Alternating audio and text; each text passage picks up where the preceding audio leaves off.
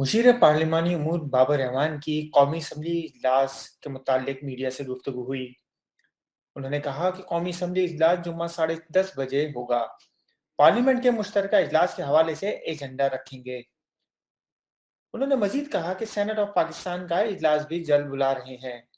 عالمی عدالت انصاف اور لا ریفارم سے متعلق بلز بھی پارلیمنٹ کے مشترکہ اجلاس میں لائیں گے۔ انہوں نے مزید کیا کہا، آئیے سنتے ہیں۔ ہونے کے بعد پھر ہوپ فلی اگلے 10 دن کے اندر ہم ڈیٹ طے کر لیں گے، آپ ویک بھی کہہ سکتے ہیں، ہم ڈیٹ طے کر لیں جس میں ہم جوائنٹ سیشن میں پاکستان کی تاریخی لیجسلیشن جو ہے اس کو ہم فائنل کریں گے۔ میں دو باتیں اس حوالے سے کہنا چاہتا ہوں۔ ایک تو یہ ہے کہ جو سٹیک ہولڈرز ہیں جنہوں نے ہمیں مشورہ دیا کسی سٹیج کے اوپر، ان کا شکریہ، اور جو مشورہ نہیں دے سکے، اب بھی حکومت کے دروازے کھلے ہیں کہ وہ اگر کسی قانون میں کوئی امپرومنٹ چاہتے ہیں تو اس کے لیے آئیں اور مشورہ دیں اور ہمارے ساتھ بات کریں۔ ایک اس کے ساتھ ہی دوسرا جو امپورٹنٹ کام ہے وہ یہ ہے کہ 2 الیکٹرل ریفارمز کے بل ہیں، آئی ووٹنگ کا بل ہے اور الیکٹرانک ووٹنگ مشینز کا بل ہے، اور جنرل ریفارمز ہیں الیکشن میں، پری الیکشن، الیکشن ڈے اور پوسٹ الیکشن، اس کو ہم لے کے جا رہے ہیں۔ اس کے ساتھ ہی انٹرنیشنل کورٹ آف جسٹس کا،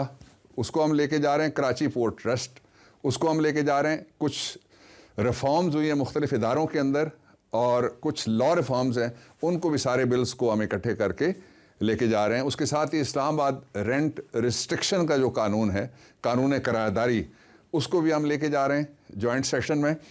اور میں یہ بات کہنا چاہتا ہوں کہ اپوزیشن کو ایک دفعہ پھر دعوت ہے حکومت کی طرف سے کہ آپ اس میں اپنا کوئی ان پٹ ڈالیں۔ بڑی بدقسمتی کی بات یہ رہی ہے کہ نہ تو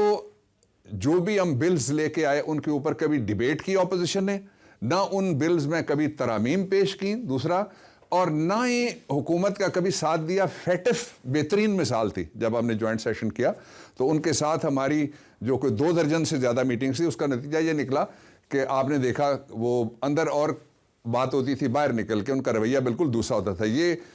اور نہ ہی حکومت کا کبھی ساتھ دیا۔ فیٹف بہترین مثال تھی جب ہم نے جوائنٹ سیشن کیا تو ان کے ساتھ ہماری جو کوئی 2 درجن سے زیادہ میٹنگز تھی، اس کا نتیجہ یہ نکلا کہ آپ نے دیکھا وہ اندر اور بات ہوتی تھی، باہر نکل کے ان کا رویہ بالکل دوسرا ہوتا تھا۔ یہ اس وقت دو رخی اور دو رنگی چھوڑ کے یہ قومی ایجنڈا ہے، اس کے اوپر وہ اپنا رول پلے کریں۔ اور جو جمہوریت ہے اس میں ایک ووٹ کے ساتھ پرائم منسٹر بنتا ہے، ایک ووٹ کے ساتھ صدر بنتا ہے، اور ایک ووٹ کے ساتھ ہی قانون بنتا ہے۔ اس لیے یہ کہنا کہ حکومت لیجسلیشن نہ کرے، اپوزیشن بلڈوز ہو جائے گی، یہ لوگوں کو گمراہ کرنے کی ناکام کوشش ہے۔ اس لیے کہ قانون عمومی طور پہ لوگوں کو پتہ ہوتا ہے، جس کو کامن سینس ہے اس کو کامن قوانین کا بھی پتہ ہے۔ دوسری بات میں یہ کہنا چاہتا ہوں کہ اس کے ساتھ ہی جو ہمارے مغربی بارڈر پہ صورتحال پیدا ہوئی اور سیکیورٹی کی جو صورتحال ہے، اس کے اوپر ہم بریفنگ کروا رہے ہیں۔ جو نیشنل سیکیورٹی کمیٹی ہے، جس طرح پہلے ساری پاکستان کی جو پارلیمانی لیڈرشپ ہے اس کو بلا کے سیکیورٹی کے اداروں نے، ذمہ داروں نے اور سربراہان نے وہاں پہ بریفنگ کی تھی، وہ بریفنگ